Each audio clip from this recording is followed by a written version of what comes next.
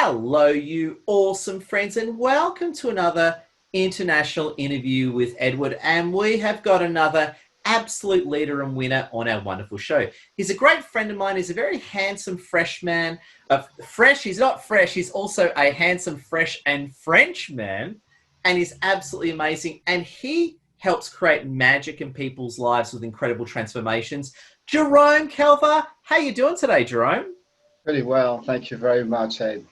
I'm very well. I'm very happy, very composed, and very calm. I look forward to this chat. It's an honor to have you with us, Jerome. And we've been friends for a long time. We met over LinkedIn. Jerome, you've told me many times off camera you help people create magic in their lives. Can you tell me what is the magic you create, and can you give me a demonstration? Well, I'd love to give you a demonstration. May I have you as the participant? I'd love that. Magic, why magic? Well, putting it this way, I've never labeled myself as such thing, but people, call me magician, others wizard. The latest was a neuro-emotional surgeon, which I quite like actually. Business-wise, it makes me really confident in it. What I mean to say is the magic is only the outcome after a session, the outcome of the work I do with people. So they're coming up with an event, they're coming up with an idea, they're coming up with a story. I dismantle the story. I break down the mental construct. I find out if there's a bug that stops them to move forward, to move towards a desired outcome. So the story is actually an event. What I'm looking is how they respond to the event. Now, the story can mask or conceal the truth of what it is that they're looking for.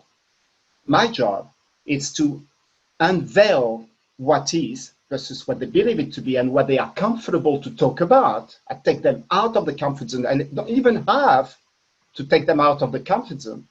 I dive into the rabbit hole that they don't even see. I bring up to the surface the bug, whatever holds them back, blocks them, whatever they resist upon, in order to move towards a desired outcome that we have established. There's no way in the world you do something without a reason, without a purpose, without something that you wish to achieve. Most of the time, it's related with something which is important to you. Otherwise, why would you bother? Yeah. So I love doing it in the field of vocational expansion. I love growth and expansion. So I have myself been into that field, into that space where whoever I was, whoever I've become, it's been an organic process of growth and development. And the magic happens is when I work with the tools, with those resources that I have accumulated over the last 25 years, which is all energy-based. But there's some modern psychology, there is some remote viewing, there is some mind control, there is some kinesiology somehow in some ways, which is biofeedback, the foundation to understand how the energy flows through the body from the moment we are inspired to the moment we think it, we see it, we speak about, and how we feel it. The centerpiece which transform from only a simple idea, the intangible, into manifestation, tangible, where you see it really appearing before your eyes. Now that process is very fast, it's very quick. When we work with energy and we understand this organic process of growth and development, the magic happens within minutes. Wow. And you said the term energy. And again, I hear that term being used a lot. Can you tell me and the wonderful audience around the world, what do you mean by energy exactly? Okay. By nature, what are we run on? What do we run on? What is the fuel that we're running on? You take the energy. And what does coffee gives you? Energy, you're right, energy. Boom. Now, it's a specific energy, whatever it's called, whatever component, whatever chemical. But here in this organic process of growth and development, when we value what life is, whatever is most important to you, business may be important to you. For someone else, it would be a mental awareness, consciousness. Someone else is leadership. Others is just emotional development. They want to know more about, they want to be in control of what happens to them. They want to take charge of their lives and give away and melt away from having given away the powers to some inject some authority and people who have injected their values, taking their powers away. So those people want to learn, want to develop. Well, let's go back to basics. In order to grow and evolve, we need energy. There's nothing deeper than that. It's the essence of life. Where do we find that energy for us to grow and develop? Physical exercise and rest, food, nutrition, doing what we love and loving what we do. The power comes from being free spirit. So anything that is taken away your mind, taken away your spirit, has somehow in some ways turned it into away from your own path, because everyone has its own path, no question. We're here for a specific purpose, not to make money. It's something way beyond that, making money. We're here to live. Evolution of life is our ultimate purpose. So when we look at it properly and we just go, I'm driven, you can hear that it's important to me. I care for myself on a physical level. I do what I love. I'm going to run Pilates, yoga, jumping on the bike, going on my rollerblades, going kayaking. But if you ask me to do jogging, well, you can run. I will watch you. Do you understand my point? Do what you love in physical exercise. And the second part is rest, to restore, recovery. That's one source of energy. The second one is food. And my question is very simple. When I was doing my study, I just asked a simple question. I asked, hang on a second here. What does the body need by nature? It's undeniable. And when we look at what is the essence, where the energy comes from, minerals, vitamins, amino acid, fatty acid, to put it in a nutshell. Give your body what it needs by nature. And my question is, does the food you consume feed you with those? And if so, how do you know that you have enough? Maybe you need to supplement, maybe you need to complement, to rebalance, because bringing back the energy into that battery of nutrition, that's great, but you might need to complement to balance it all out. Yeah, more balance, more composure, more clarity, more drive, more direction, more certainty in life. Undeniable. And the third source of energy is doing what you love, loving what you do. So I explain, before I do this work, which obviously you might reflect a little bit of doing what I love, right? I was doing something else. I had another activity that I realized that I was not doing what I love. I was loving what I do.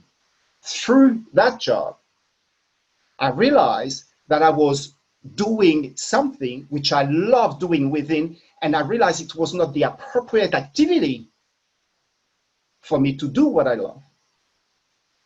So from being a chef, basically, trained in France, traveled in different countries, 14 different countries, landing here, I'm very grateful for it. I looked at what would drive me the most. And I turned this cooking assignments, self-trade, self-employment into a cooking school, the very first live interactive online cooking school. And I moved it into, hang on a second, it's not cooking.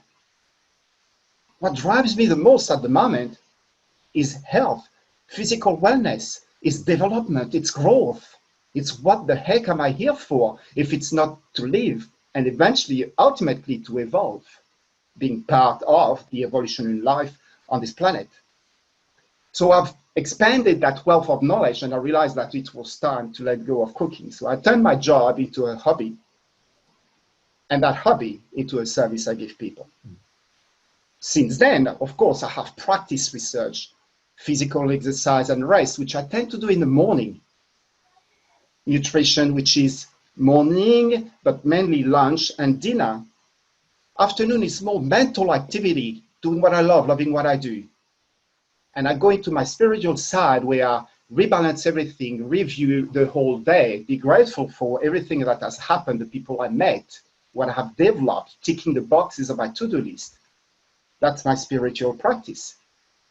And just on that, Jerome, love where you're going and the spiritual word. I'm hearing a lot of people talk about spirituality more and more in business, especially on platforms like LinkedIn.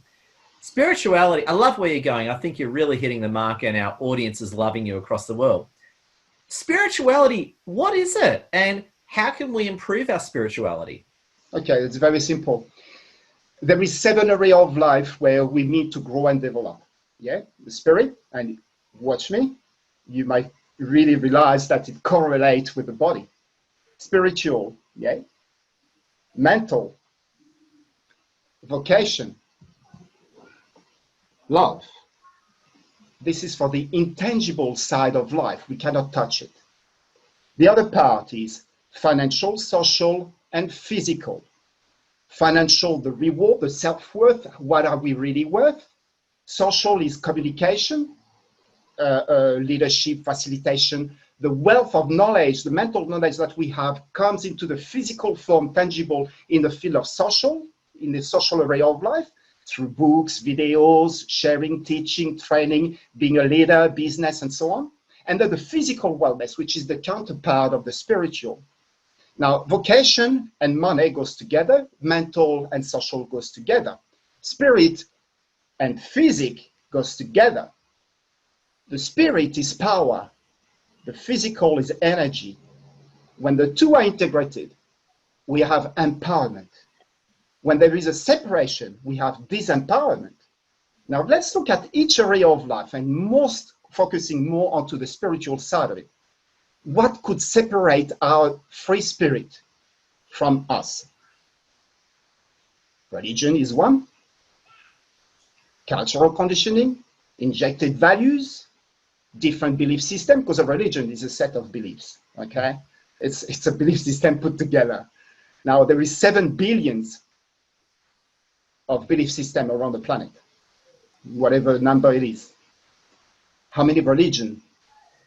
So it's like I see it from my own experience. I was born Christian and I'm Catholic, and I was trained, educated, and I learned a lot, and I respect it, no question. I see the power behind it, but it's the interpretation that I was force-fed with that takes me away from me being free spirit. So when we talk spirituality and the impact that it has in life, just imagine anything between the spirit down to the physic. So your mental knowledge, your vocation, career, what you mean to be contributing to the world with your service, love, which is love itself, love of oneself. Eventually we expand and we grow into the romantic love that leads to family love, that leads to community, that leads to a tribe, a city, a continent, global, and eventually astronomical love, which is consciousness, which is free spirit, which is divinity and universe meeting in the middle. Knowing that the universe is to the body, that divinity is to the mind, consciousness being the glue which takes it together. When we have that vision, when we have this expansion, all is one. The spirit is part of the business, and it will appear into a business. When you express yourself with a service, with a product, you put your spirit into it. When you go into even a burger place, any restaurant you would go to, and you get excited by the food, the service as well, and the decor, if you're going back, it's because something touched you, something went, my God, it was good.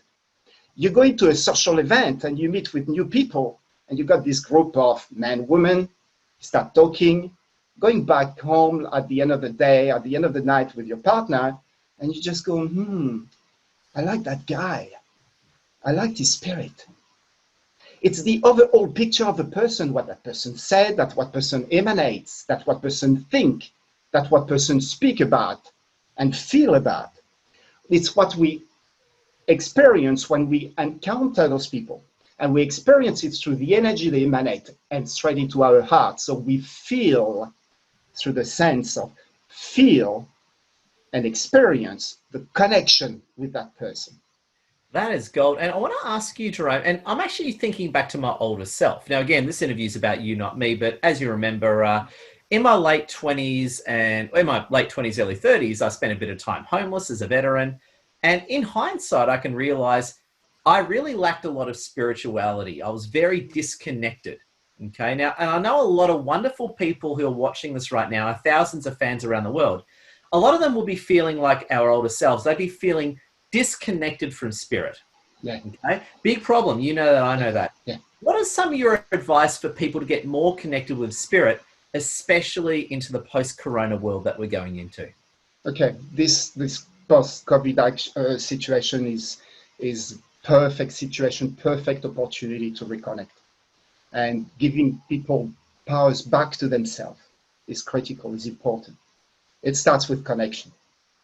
Look, if you look at it, anything which is created in this world, everything which comes in a material form, starts first in the intangible world, yeah? So in the spirit, somehow, in some ways, you get inspired. That doesn't require any energy. You get an idea. And then you start to change it, and you start to use your mental faculty and your heart as well as your free spirit. And you just say, hang on, I got an idea here. I can see this and this. My God, okay, cool. There's an idea. And then in a sudden, oh, I'm going to do this. Intent in action, intention.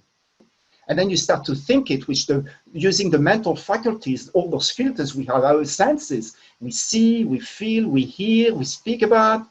So you start to process this information, which is input. Out of this information, you have the thought, which is output. That natural process occurs by nature, organically. We all have it. It's for us in this instance, it's to find composure, go to center, find calm, peace, and ask a simple question: what am I here for? Like I'm going to jump in the shoes of someone I met a few days ago, this beautiful lady who has a huge challenge, okay? The challenge appears on the physical level. I'm not a health practitioner whatsoever, but I look at way beyond what made her. See, when someone says to me, there's something happening in this body, I just go into the spirit. How aligned is it with that person? So how to jump back into your free spirit is simple. It's first to make sure that whoever says whatever to you, put it to the side. I'm not saying dissolve it, eliminate it, I'm just put it to the side, ignore it. Listen to what resonates with you. The heart is going to be the resonance, it's going to be the feedback. And the body is a beautiful it's a beautiful feedback mechanism for everything which is happening in every area of life. So use this body as the vehicle to know. Free spirit, it's like, okay, yeah, Jerome, that moment. Yeah, Jerome, do this. When I came up with this intention, it came out of the blue. Because I put my intention out there. I said, well, hold on a second. I've been force-fed. Since I've been traveling around the world, my mind has opened up. I see things that I wasn't used to see. I feel what I was not to feel.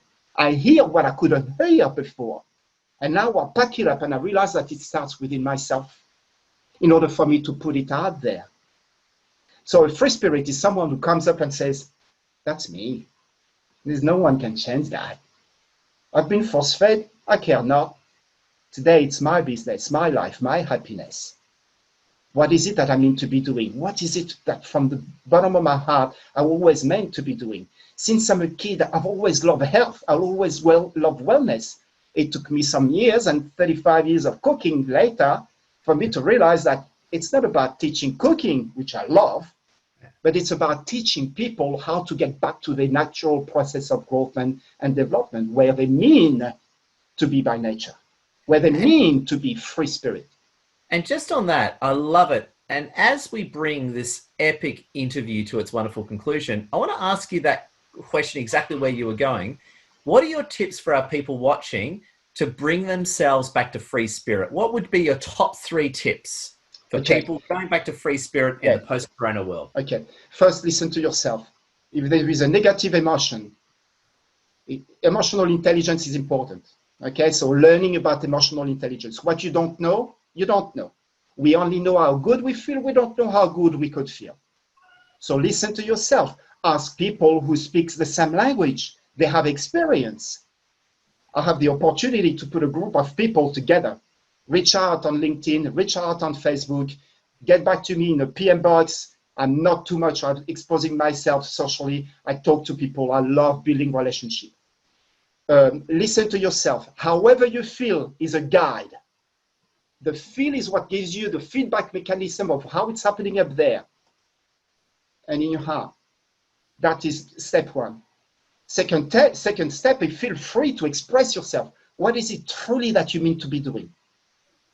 Fear not. Forget the rest of the world. COVID is a symptom of an old reality that we were force-fed within. Today, there's a new one happening. It's reconnecting with what we have disconnected with. It's recreating a unification from what we were separated with. See it, feel it, enjoy it. Mom, dad are guides, but there is other people out there. There's friends. You may not. I lost friends. It's not that I don't care. It's they're not aware of what I'm aware of. Awareness, raising consciousness is critical in order to move into this new reality. So learn what you don't know. Dive into things that you've never been going into. Feel free to do it. Step up. Oh, pure gold, Jerome. I love where you're going, and I know you said it before. It's very obvious. And Jerome, how can people follow your content and get in contact with you? As I mentioned, okay. What is most important to me? People. Before socializing. I socialize one-on-one, socialize 1 to 10. So now I have a group of 10 that I'm catching up with on the beautiful Zoom, badass, and I'm just sharing with them what is versus what it's believed to be. If they don't, but they still stick by me, if they commit, if they engage because they have a specific outcome they want to manifest, they want to realize, then I give them guidance. I can only inspire people to get what they want through what is most important to them. So identifying what it is, it's by me talking to them, building a relationship in PM box, in DM, direct messages, because everyone is unique, everyone is different. So I need to first identify what's most important to them. Then I go back to it's most important for them to learn if they need so, to practice if they need so. And I guide them. I give them the tools and the resources for them to take it home. And then we practice over time. It's like anything. We first needs to crawl before we run, before we walk and we run. I tend to run. I love it so much. I practice so much. It's too easy. It's second nature. But this is what I do. So find me on LinkedIn, find me on Facebook. They're the two main platforms. And don't be shy. Just ask questions you never dared asking before. Oh, Jerome, it's perfect. And to our viewers across the world, you heard it yourself. And just to let you know across the world, Jerome and I are friends or off camera. He's an amazing man. And what you see is what you get. So get in contact with him. He's absolutely amazing. Jerome, I want to give you the last word. What is your final word for our wonderful viewers across the world to thrive and survive in the new world? Something no one will escape from, which is our greatness. Our greatness happens when our spirit is aligned with our thought, with our vision, with our senses, with how we speak and with how we feel. The rest, the body will take care of itself. Align yourself, make yourself congruent, integrate in your heart what you truly mean, what you speak for. And even if you get it wrong, at least you've done a step up. It leads you towards what you really mean to be doing. And the feeling is the expression, is what's going to allow it to manifest. And I had a quick thought here, a beautiful quick thought, and I just lost it. There's so much I can share. You're not going anywhere until you recall it. You're not going anywhere. Recall it. Do what you love what you do. It's impossible to miss it. Whether you call it fear, low of confidence, resentment, grief, they're only stories. They take you into a place which is leading you towards what you mean to be doing. You will never attract a challenge that you cannot handle. My job is to show you how to take charge and be in control of any challenges, because the process is always the same, whatever the story.